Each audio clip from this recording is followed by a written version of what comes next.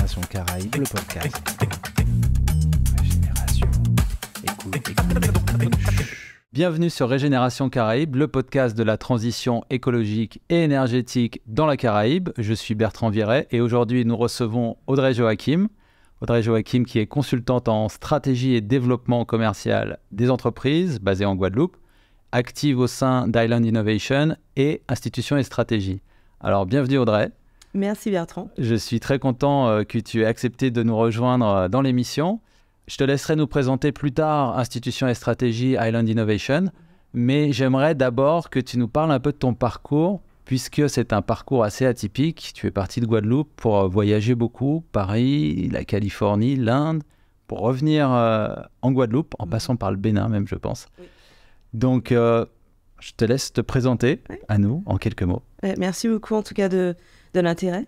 Oui, je suis née originaire de la Guadeloupe. J'ai grandi ici. Je pense que le parcours normal, je dirais. Donc, j'ai eu mon bac à Bainbridge et je suis partie à Paris pour faire une école de commerce, prépa. Et je crois que j'ai très tôt, j'ai toujours eu en fait un attrait pour le monde.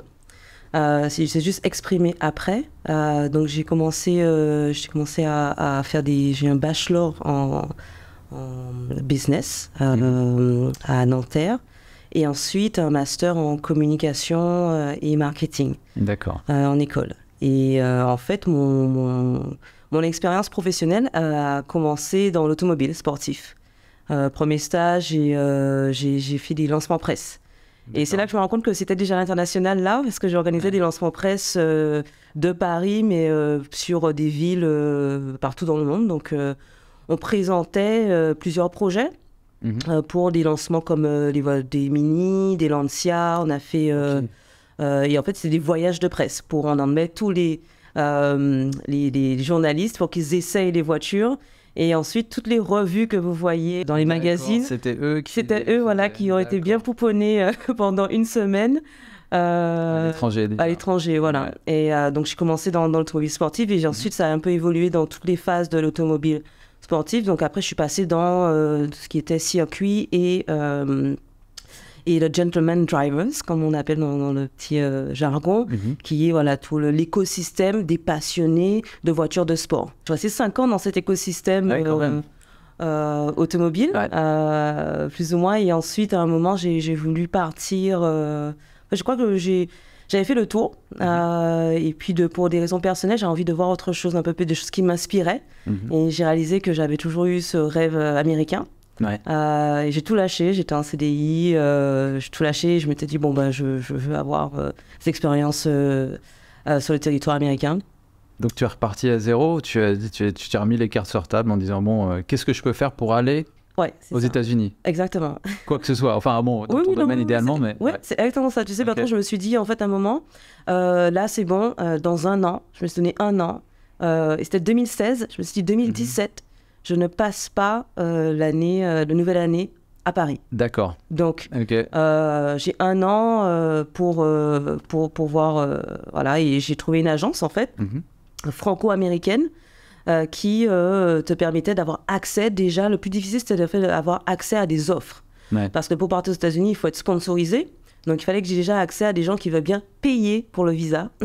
Et donc cette agence me permettait de faire cette connexion avec des entrepreneurs d'entreprises françaises basées aux États-Unis donc voilà, pendant un an je crois que j'ai dû faire une dizaine d'entretiens jusqu'à ce que je puisse trouver cette offre d'une société d'hardware en Californie, dans la Silicon Valley, pour un poste de chargé de marketing.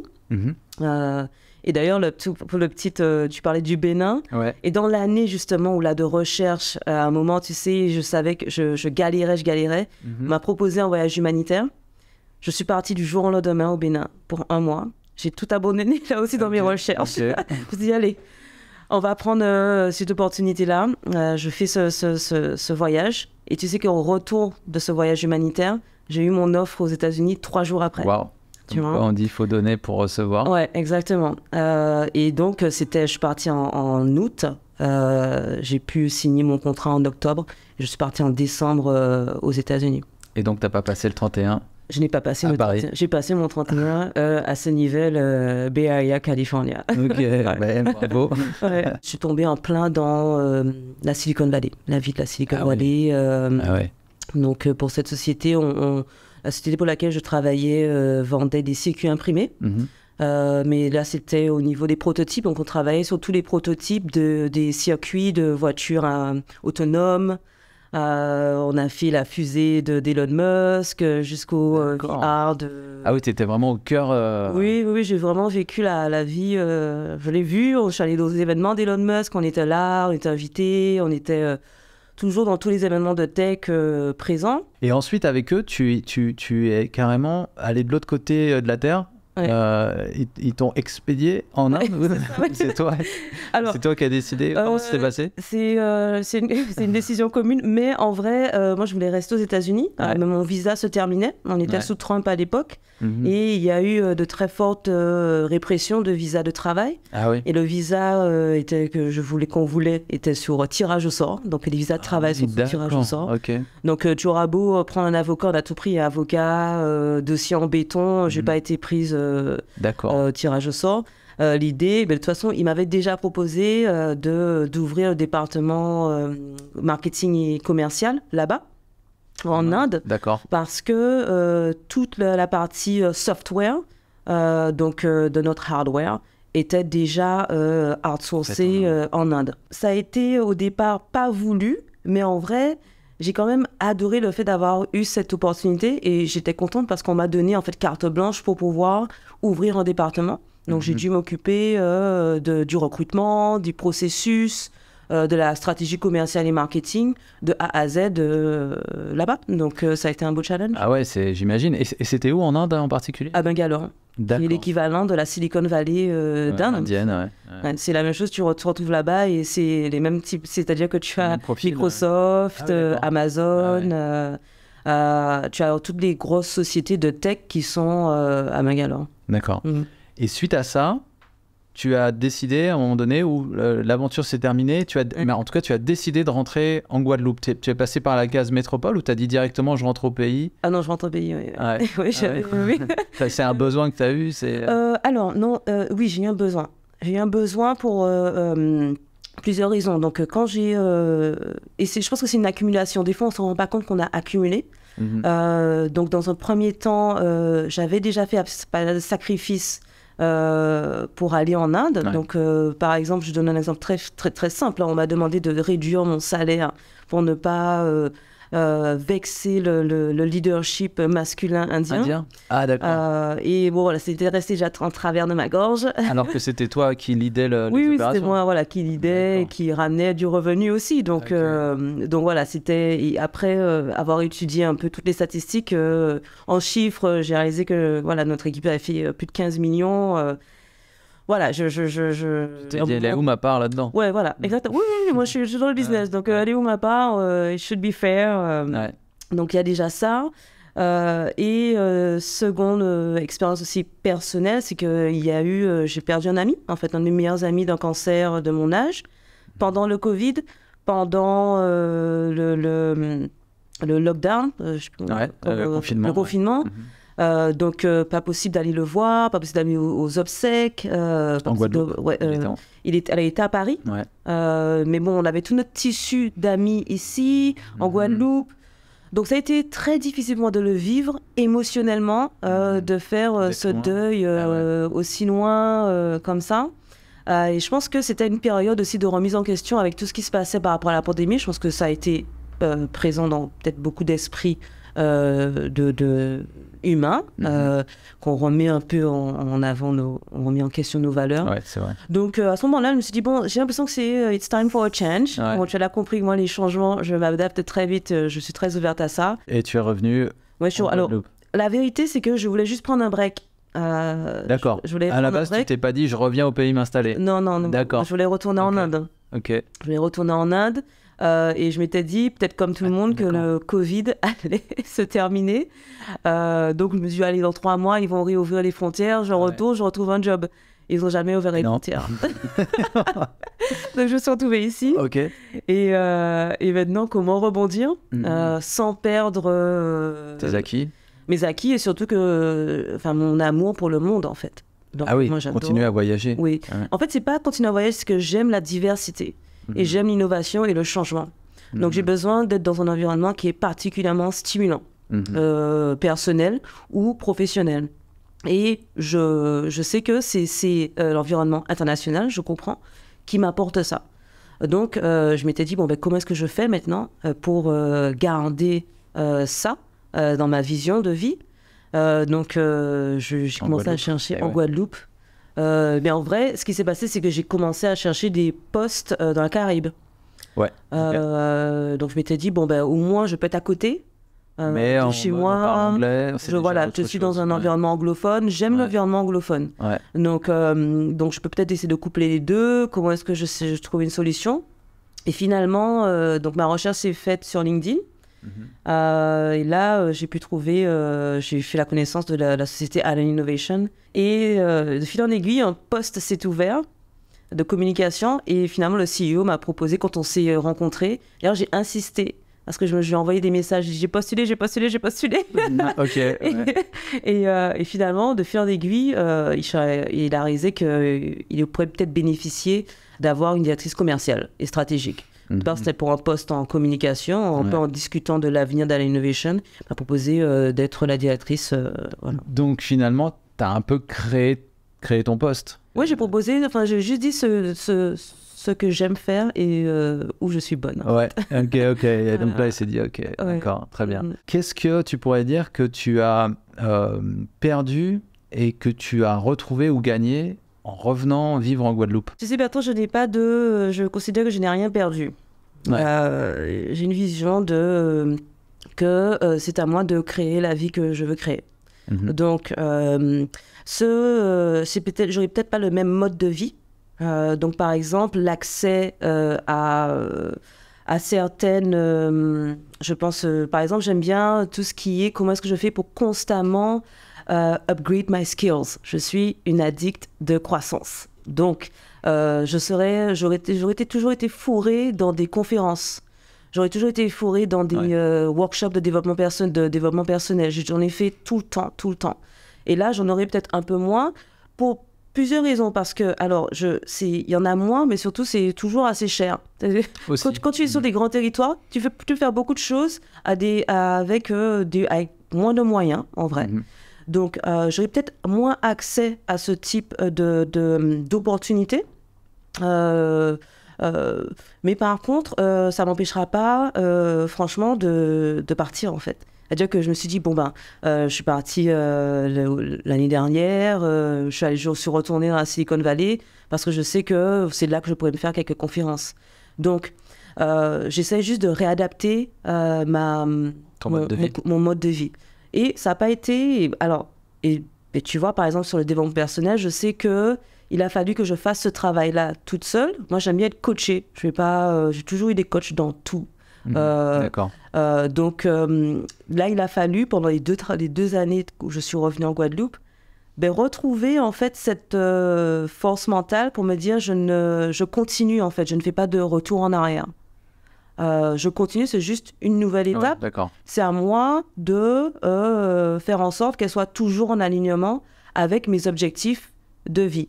Et si j'ai pu le faire à Paris, en Californie ou en Inde, la Guadeloupe, c'est la même chose. C'est un autre territoire qui a ses spécificités, ses particularités. En Inde, tu as aussi beaucoup de pauvreté.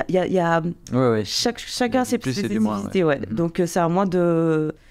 Donc, c'est ça. C'est peut-être cet accès, en fait, à ce foisonnement de diversité. Peut-être que j'aurai moins accès, parce que j'aime la diversité. Les diverses langues, voir différents types de profils. C'est peut-être ça, j'aurais moins accès. Et qu'est-ce que tu as trouvé ici que tu avais du mal à trouver ailleurs? Qu'est-ce que tu as maintenant ici? C'est chez moi. C'est ça. C'est chez moi. C'est-à-dire que, tu sais, c'est bête, c'est peut-être physiologique, mais manger ce qui est fait de chez moi, je sais que mon corps se sentait mieux. Je me sentais plus belle, tu sais. Bizarrement, j'ai retrouvé mes racines. Donc, et en vrai, je sais que je n'aurais jamais pu accomplir tout ce que j'ai accompli si j'étais pas guadeloupéenne. Dans ma tête. D'accord. Tu vois, donc quand on me demande d'où... Quand tu es à l'étranger, on te demande d'où tu viens, tu dis de Guadeloupe, tu vois. Parce qu'après, c'est trop compliqué d'expliquer France, Guadeloupe, machin, les gens ne comprennent pas, tu vois, ce que tu es en vrai. Donc, c'est cette force qui m'a toujours portée. Et aussi, ça fait juste du bien d'être avec sa famille, de retrouver des choses qui sont familières. Que tu vois, des traditions, retrouver le carnaval, retrouver Noël, les chanter Noël, ces petites choses, en fait, que tu n'as peut-être plus l'habitude d'avoir accès parce que tu ne peux pas venir aux bonnes périodes. Donc, c'est des choses qui te remplissent, en fait. Je trouve, moi, ce qui m'a trouvé, c'est beaucoup d'amour, en fait, tout simplement. D'accord. C'est vrai que c'est assez impressionnant de voir une petite île avec autant de force et de tradition, et il y a une fierté que je vois chez tous les Guadeloupéens que j'ai pu rencontrer à l'extérieur de Guadeloupe et à l'étranger surtout, de dire je suis Guadeloupéen, voilà, Antilles françaises, Caraïbes. Ouais, c'est ça. Exactement. Et je suis toujours très très contente. Et j'ai une belle anecdote parce que tu sais, un jour en Inde, j'allais dans ma salle de sport et mon coach me demande d'où je viens et je lui dis Guadeloupe, West Indies. Et là, je te jure, il se met à genoux. T'es sérieux? Non, c'est pas vrai. J'avais jamais eu la réaction parce que j'étais des Caraïbes. Et en fait, sa vision, c'était que lui, il était un fan de cricket. Et donc, les champions du monde de cricket sont des Caribéens. Et il n'avait jamais rencontré de Caribéens de sa vie. Ok. Donc là, il se met à genoux, il fait 4 mètres le mec. Et tu sais, c'est marrant, c'est des petites choses comme ça qui m'ont vachement touché. Ça m'a marqué. Toi, tu viens de ta petite île et là, t'as quelqu'un à l'autre bout du monde qui... Ok. Super, intéressant. Alors maintenant, si on parle de Island Innovation, à la base, c'est comme ça d'ailleurs que je t'avais rencontré parce que j'avais participé c'était il y a 2 ans maintenant. C'était un forum qui était online. C'était la première fois d'ailleurs que j'avais fait un forum aussi, on va dire, high-tech parce que vraiment en mode tu choisis tes salles, tu choisis les tables avec qui tu t'assois, tu as les noms des personnes, leurs fonctions et tu peux très bien dire moi je veux aller rencontrer un tel qui vient de Trinidad et qui est assis avec un tel qui vient de Taïwan ou je ne sais quelle île des îles Fidji et on va parler ensemble des énergies renouvelables. Et c'était super, pour moi, surprenant comme expérience parce que je m'attendais à voir un webinaire en mode il y a une personne qui parle avec 15 personnes qui s'affichent sur le côté. Donc il y avait des moments comme ça, d'ailleurs, que tu animais, et il y avait des moments dans les salles. Et la thématique qui m'avait intéressé, ça rejoint 2 sujets qui se touchent et qui sont super intéressants, c'est l'innovation et le développement durable, avec la trame conductrice des îles. Et c'est vrai qu'on a plein de problématiques communes. Et j'ai trouvé ça super pertinent d'avoir cette initiative de mettre les gens en commun, quoi. Est-ce que tu peux nous parler un peu plus en détail de ce que vous faites, les actions concrètes, et puis ton rôle dans tout ça? Donc, Island Innovation, c'est 3 volets. Donc, c'est une société privée qui a 3 volets. Un volet média, un volet networking et un volet agence de communication et relations publiques. L'idée, c'est de créer en fait une place commune mondiale où les îles peuvent échanger. Et ça, c'est le volet média networking. Et le volet communication, relations publiques, c'est aider ces acteurs insulaires à porter leur voix là où ils le souhaitent. Et donc, en fait, ce volet média networking s'exprime à travers des événements que l'on organise, comme le Virtual Island Summit, auquel tu as participé, qui rassemble en fait donc on a 2 événements annuels qui sont en ligne, qui ont été d'ailleurs lancés avant le Covid. Le fait que ça soit en ligne, c'était justement comment est-ce que tu crées une place pour rassembler toutes les îles. Il y en a des milliers en fait, sous divers formats. Donc, c'est 7 jours de conférences où on invite des institutions gouvernementales, insulaires, les ONG, les sociétés privées et tout ce qui est système éducatif à parler du développement des îles via des choix durables. Donc durant 7 jours, on crée en fait un agenda donc de sujets on regarde en fait les 17 United Nations Goals. Ouais. Et on essaie de les adapter au challenge insulaire. Donc on invite toujours en fait, et comme tu l'as dit, il y a des événements qui sont éducatifs, donc des webinaires, donc c'est 90 minutes où on aura des invités.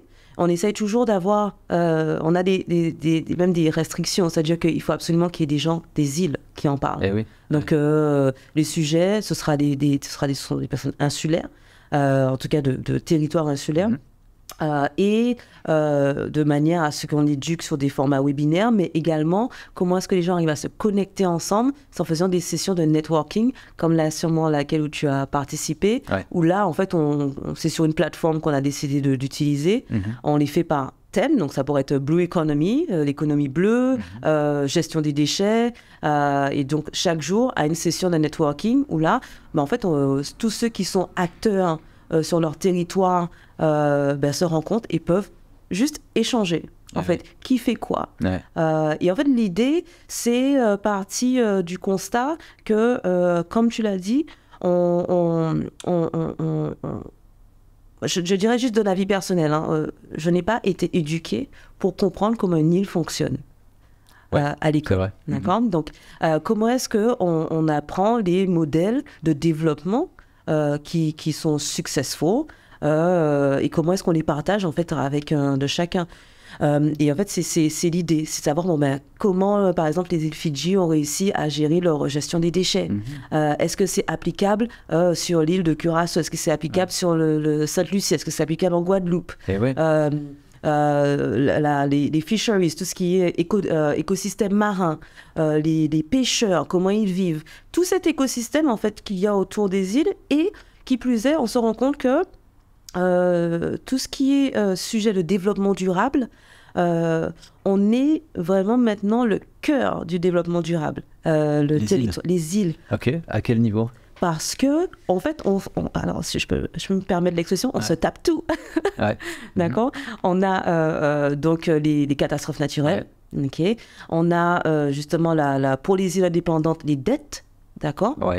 Comment est-ce que tu veux innover alors que tu as déjà une dette? On a justement comment créer un écosystème. Comment est-ce que tu nourris ta propre population? Comment est-ce que tu arrêtes d'importer? Et tout ça, ça s'inscrit dans des initiatives de développement durable, parce que quand tu importes, c'est des cargos, c'est des avions, c'est du CO2.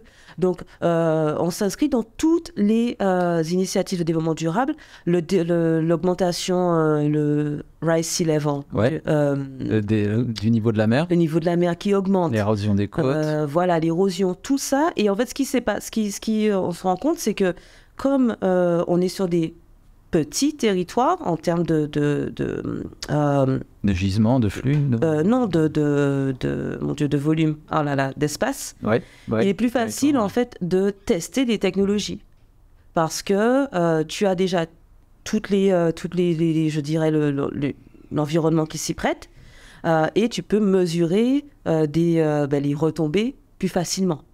Donc, en fait, l'innovation, on est terre d'innovation. D'accord, donc c'est des laboratoires idéaux pour essayer des choses. Voilà, exactement. Donc, on est au cœur, justement, de l'innovation du développement durable. Et les fonds, d'ailleurs, qui sont en train de se mettre en place, au niveau même des Nations Unies, sont là pour mettre en valeur le terroir des îles. Justement, et à quel point c'est là que... qu'il y a beaucoup de sujets qui peuvent être taclés au niveau du développement durable. D'accord. Alors c'est vrai que moi j'avais fait... Ce qui m'avait intéressé, c'est dans les problématiques qu'on traite en environnement, notamment les déchets, l'énergie, etc. C'est vrai qu'on a aussi plein de problématiques communes, parce que notamment, par exemple, les gisements de déchets, ils sont à chaque fois trop petits pour pouvoir créer une usine qui soit rentable. Si l'île est trop petite, on ne pourra pas trouver de solution économiquement viable. Et on a souvent aussi des réservoirs de biodiversité énormes. Oui, exactement. Donc des grosses contraintes écologiques. On a les coraux, alors pour la Caraïbe. Et donc c'est super intéressant de mettre ces acteurs en commun. Est-ce que toi, tu as eu... Est-ce que tu as des exemples de belles histoires, de savoirs qui se sont transmis entre des îles, ou d'initiatives communes qui sont nées ou qui ont été portés par Island Innovation? Alors, nous, on va par exemple accompagner, comme on accompagne au niveau relations publiques, on va durant les sommets, par exemple, je vais donner des exemples, mais je ne peux pas peut-être citer de société particulièrement, mais durant les sommets, certaines entreprises ont besoin de savoir qui fait quoi. Donc, par exemple, certains fonds d'investissement ont besoin de connaître qui sont certains entrepreneurs. Donc, nous, on arrive en fait à créer des événements autour de notre sommet privé où on invite en fait tous ceux qui sont inscrits en ligne sur nos événements, on les invite à participer à des événements où ils peuvent pitcher devant des fonds d'investissement. Et ensuite, le lien se fait. On est juste entre les deux. On crée des événements. Connecter les gens. Voilà, on connecte les gens. Ensuite, par exemple, des autres exemples où on a pu voir des choses qui sont bien faites, on accompagne deux exemples. On accompagne le fonds d'investissement de la biodiversité caribéenne. Et avec eux, on va travailler sur comment attirer des investisseurs. Ils ont besoin de montrer qu'il est important d'investir dans des projets qui protègent la biodiversité caribéenne. Et souvent, tout simplement, quand on est technique, on ne sait pas trop comment le communiquer. Comment le présenter. Voilà. Donc, on va les aider à attirer en fait des investisseurs en portant leur voix sur des chaînes internationales. On va vraiment travailler leur stratégie de relations publiques pour les faire arriver à CNN, pour les faire arriver sur des chaînes nationales ou internationales pour faire que leur voix soit portée. On va aussi accompagner l'accélérateur, the Caribbean Smart Accelerator. Et c'est un accélérateur qui travaille justement sur des projets de développement durable dans la Caraïbe. Avec eux, on va s'occuper de leur relation publique à la COP. Et l'idée, c'est que tout le networking qu'on a réussi à amasser en ligne, c'est à travers eux qu'on va faire toute cette communication. Donc, on va faire leur relation presse. À la COP, on a organisé leur événement presse, justement pour expliquer quel est l'impact que cet accélérateur peut avoir sur les développements durables et l'accompagnement des projets de développement durable dans la Caraïbe. À quel point c'est important de montrer qu'il y a des soutiens, en fait, pour dire que les projets sont soutenus par des organismes qui vont les aider à avoir des acquis pour des sociétés qui sont pérennes, afin que les gens soient attirés pour investir en eux. Donc c'est des choses qu'on essaye de faire, justement, à ce niveau. Et ça, c'est intéressant parce que, en fait, souvent, je trouve, alors localement en Guadeloupe, au niveau caribéen, je pourrais moins dire, mais j'ai l'impression que c'est un peu les mêmes problématiques de ce que j'en connais. Il y a beaucoup d'initiatives, il y a beaucoup d'actions, mais souvent, on n'en est pas au courant qu'elles existent. Et souvent, on a d'un côté les porteurs, justement, ces initiatives qui se disent, mais on n'a pas en face les gens qui viennent nous voir, et de l'autre côté, des gens qui cherchent des fonds ou des aides ou des soutiens et qui ne les trouvent pas. Donc, il y a un manque en communication. Il y a un manque. Alors, il est vrai que je pense qu'il y a une petite barrière de la langue aussi. En tout cas, dans les moments durables, si je n'étais pas arrivée dans Island Innovation, je pense que il faut savoir entrer dans le bon réseau. Ensuite, la barrière de la langue te permet justement d'avoir acquérir ces connaissances. Parce qu'elles sont là. Il faut juste, mais souvent, je me rends compte qu'elles sont... Aller les chercher en anglais. Mais alors, il y a la barrière de la langue, effectivement, mais est-ce qu'il n'y a pas aussi une barrière et c'est ça qui est étrange, parce que culturellement, on partage plein de choses avec les îles voisines, mais j'avais cette anecdote que je t'avais partagée, mais une des premières fois où j'ai voyagé en dehors des Antilles, dans la Caraïbe, j'ai vu une carte de l'arc caribéen, et il y avait 2 îles en gris, c'était la Martinique et la Guadeloupe. Toutes les autres étaient en couleur, en mode genre, on n'est pas dans le même clan, là. Ouais. Et c'est vrai qu'il y a la barrière de la langue, mais il y a aussi des barrières réglementaires, administratives, commerciales. Ouais. Oui, mais administratives, donc commerciales. Ouais, c'est ça. On est la France. Ouais. On est la France, donc on n'est pas une île indépendante. Ouais. Les îles autour de nous, elles ont un président, un ministère, elles ont leur propre gouvernement. Elles prennent leurs décisions. Donc, plus facile pour eux, pour elles, de faire des coalitions. Plus difficile pour nous de rentrer dans ces coalitions en tant que territoire insulaire et de faire partie de la chaîne. Donc, c'est juste tout simplement un fait, en fait. Que administrativement parlant, c'est compliqué.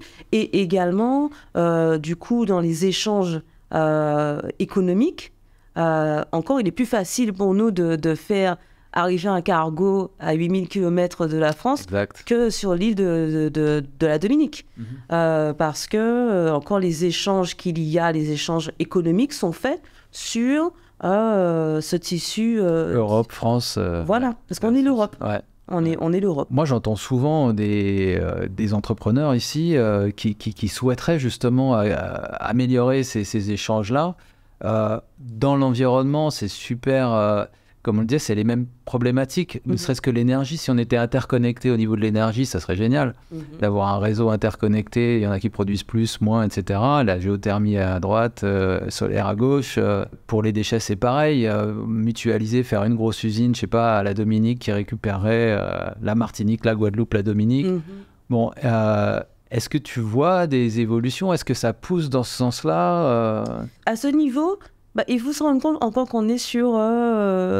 c'est compliqué de voir dans ce niveau-là.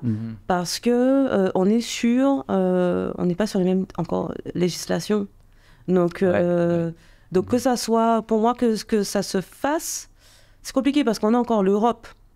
Donc, par contre, je pense qu'il y a une vraie porte ouverte sur des échanges économiques. Faire plus de partenariat, penser à se dire pourquoi pas créer une filiale de mon business en partenariat avec un autre entrepreneur d'une île.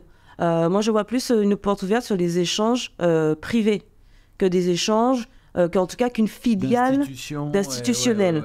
Parce qu'on est institutionnellement, on est français européen.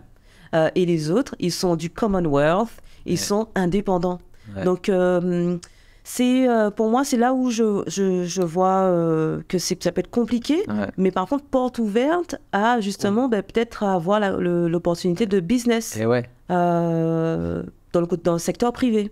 Et ça nous amène justement sur ton autre casquette, où tu fais ce conseil aux entreprises. Alors, Institution Stratégie, c'est un cabinet qui se focalise sur l'aide au financement public. Et principalement, donc le sens le plus large, mais avec une très forte expertise sur les fonds européens. Encore parce qu'on est encore l'Europe. Sur les fonds européens. Il est vrai qu'on travaille, en tout cas, Institution Stratégie travaille vraiment avec un profil type qui est des sociétés qui sont, en tout cas, une maturité de plus de 3 ans. Pourquoi? Parce que les bailleurs de fonds, en fait, demandent des bilans de 3 ans de bilan. Et également, donc, un état financier positif. Donc, mais l'idée, effectivement, c'est que, en tout cas, pour une société, disons, qui a envie, qui a ce profil et qui a peut-être envie, justement, d'aller étendre son marché ou de voir un projet en croissance, d'aller étendre sur la Caraïbe, là, on peut justement voir comment est-ce qu'on accompagne ce porteur de projet dans sa phase de croissance, en utilisant justement ce statut. Ça a les avantages d'être européen, parce que justement, on a tout le support européen de pouvoir avoir des financements, surtout sur les développement durable, que l'Europe met en place, et en même temps aller voir comment créer des partenariats sur le tissu caribéen. Et en vrai, c'est à nous de mettre en avant justement que c'est un avantage d'être européen. Exact. Parce que justement, on peut aussi apporter de la croissance à d'autres. Allez, oui, ok. Parce qu'on a accès à des financements, et je pense que... Donc en fait, c'est super intéressant ce que tu dis, c'est-à-dire utiliser l'aspect business commerce avec des associations, avec d'autres entreprises qui seraient basées dans les îles connexes, tout en utilisant les fonds européens pour notre développement. Et donc profiter du meilleur des deux mondes, finalement, c'est une façon de s'adapter. Oui, je pense qu'en collaborant, trouver des mécanismes. Il y a beaucoup maintenant, en tout cas, d'organismes qui aident à ça, qui aident à l'harmonisation aussi des lois, de business, des contrats. Il y a le Centre Caro qui le fait, qui aide justement à faire des contrats internationaux.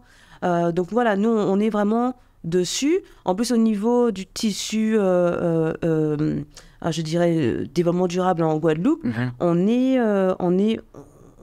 hyper présent. On voit de plus en plus la volonté de s'inscrire justement dans le développement durable. On a l'ADEME qui est présente, on a la région, le département qui mettent en place des dispositifs, que ce soit au niveau création. Et ensuite, justement, la région est là pour la création, on est là ensuite pour la phase croissance.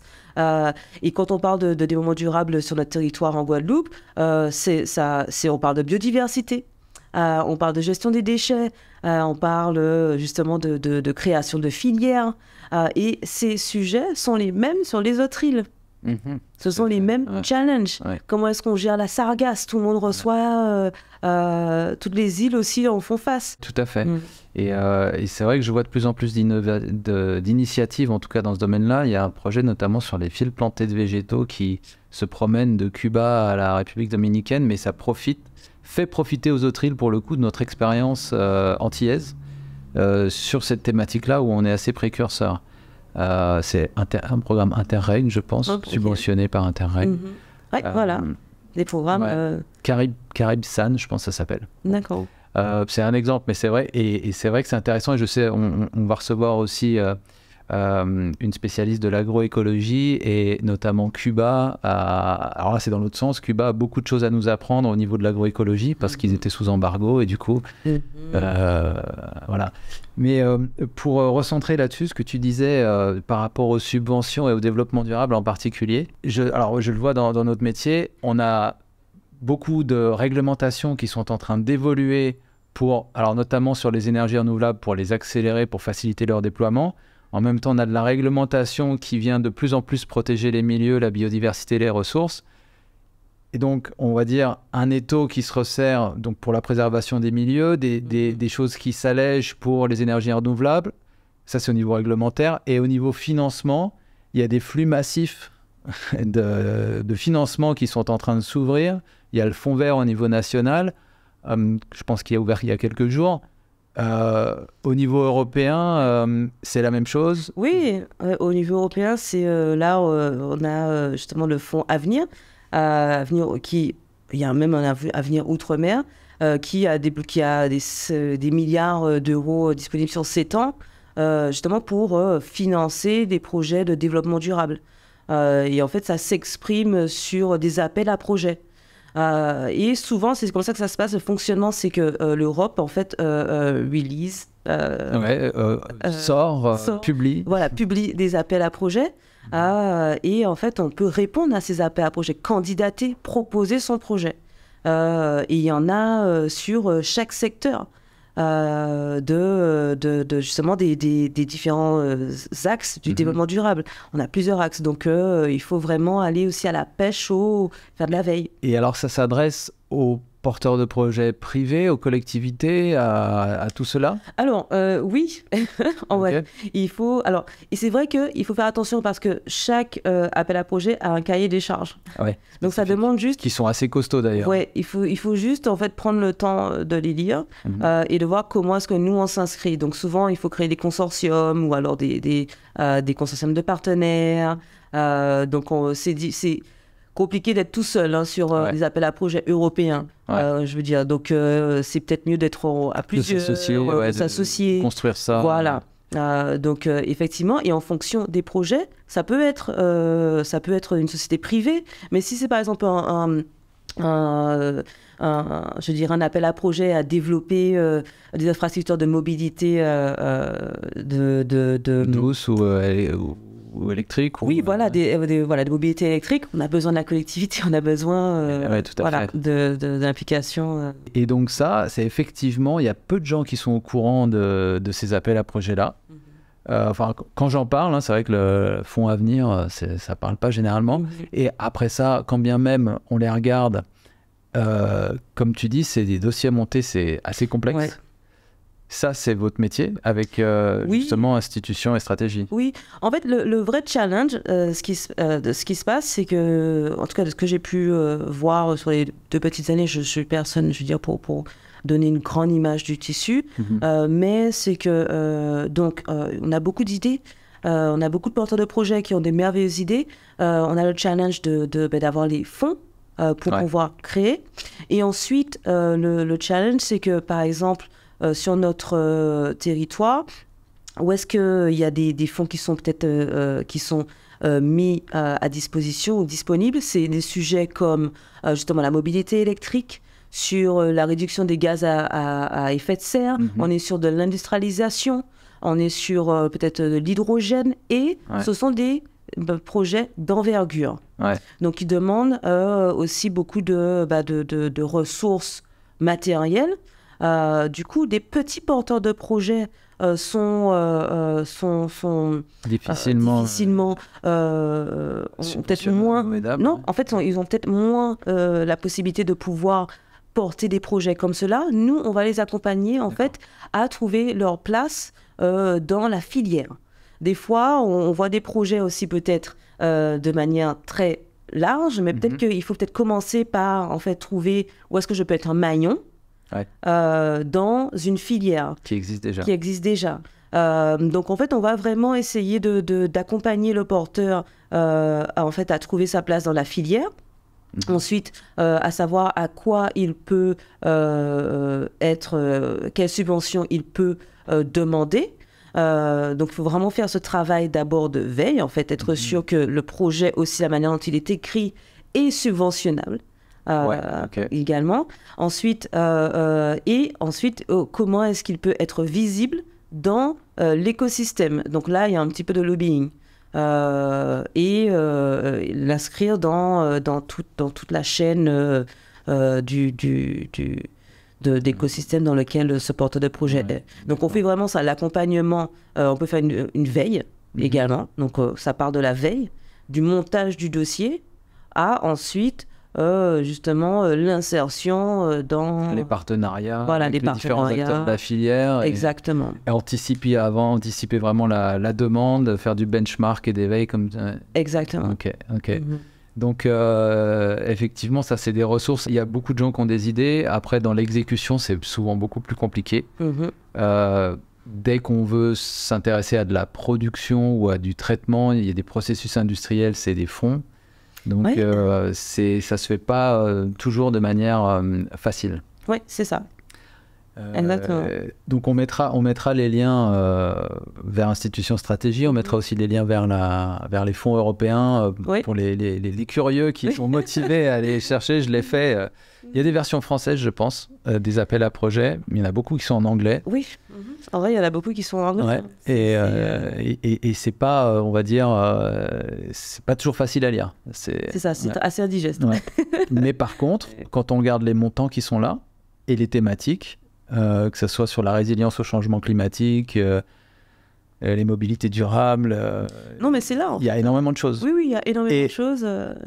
J'ai pas l'impression qu'ils soient utilisés. Toi, tu as des exemples un petit peu de projets qui se sont montés grâce à ça en Guadeloupe, Martinique En tout cas, tu as donné l'exemple d'Interreg, c'est là. D'accord. Donc oui, il y a des projets européens, on en aura aussi.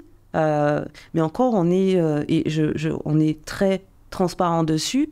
Il faut que la société ait 3 ans, soit mature pour aller sur des financements européens. Je ne pourrais pas dire qu'on a pu aider humblement, on aimerait un créateur de projet, en tout cas en phase de création, à pouvoir bénéficier de cela. Il faut vraiment, dans un premier temps, travailler sur des bases solides et ensuite penser qu'il y a une phase de croissance où c'est à ce moment-là qu'il faut aller sur les montants, les financements européens. Donc à tous ceux qui nous écoutent, il ne faut pas qu'ils perdent espoir. Ils peuvent trouver des ressources. Il faut avancer. Et faire une bonne veille.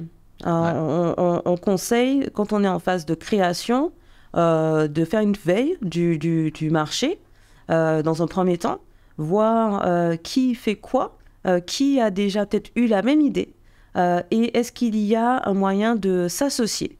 Parce que justement, pour l'avoir vu, par exemple en ce moment je travaille sur un projet européen avec Island Innovation, ils sont sur des consortiums, ils sont 7 à 8 partenaires sur des projets européens.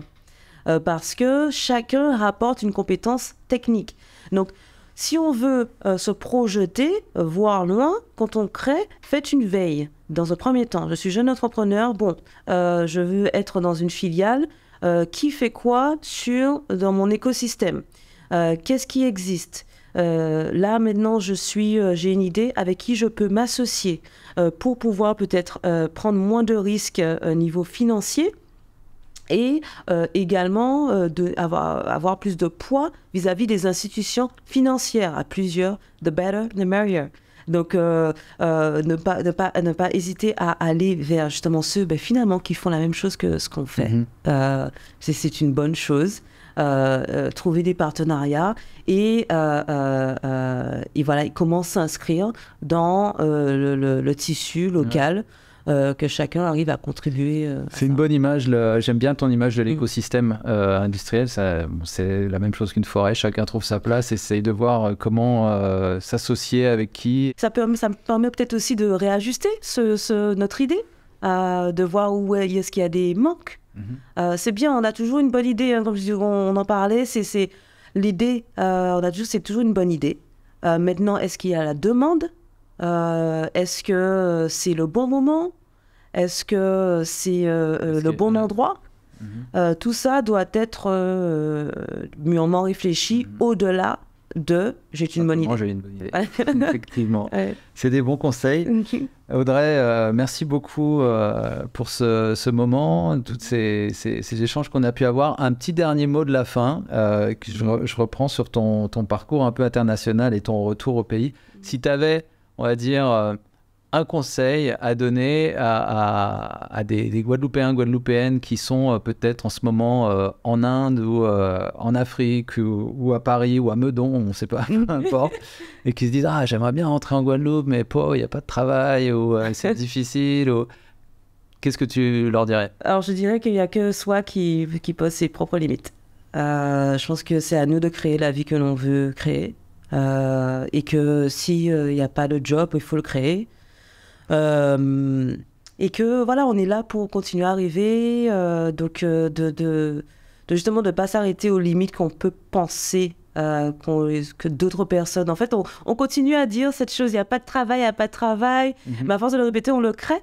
Je pense que c'est justement croire qu'il y a d'autres opportunités, que le territoire se développe.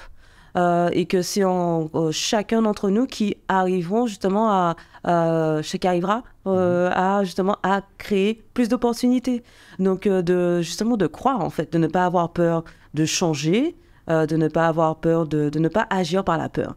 Il faut toujours agir avec, pour moi, l'amour, la foi, et les choses arriveront. Donc c'est tout ce que super, très belle parole, positive pour finir. Merci Audrey. Avec plaisir, merci beaucoup Bertrand. Et merci à tous d'avoir regardé cet épisode. Si vous avez aimé, je vous invite à vous abonner à la chaîne, à mettre un like ou à commenter, ça nous intéresse.